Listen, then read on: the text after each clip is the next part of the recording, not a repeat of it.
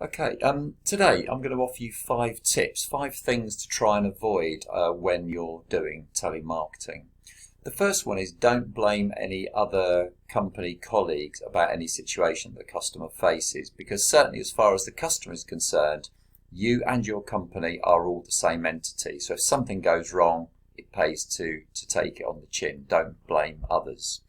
The second one is around making sure that you give your customer best advice. It's always important to remember that you're playing a long game, and therefore it's important to look after their best interests. Therefore, if you can think of a better way of doing it, be sure to offer that to your customer.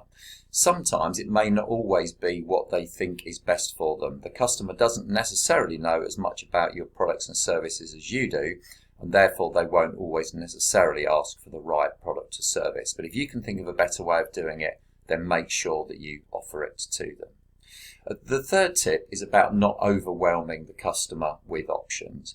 You'll know lots about your products and services. You'll almost certainly know more than most of your customers that you speak to. But actually having lots of products and services that you can offer them is not necessarily always ideal.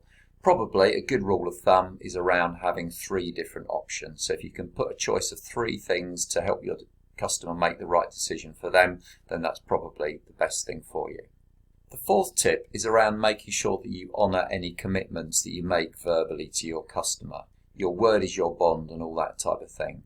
If you've agreed to the customer that you'll get back to them or you'll send them some information, make sure that you do it in a timely manner. Make sure that they start to understand that they can trust you and the things that you say, because ultimately, if you're going to build a long-term relationship with them, that is going to be very important.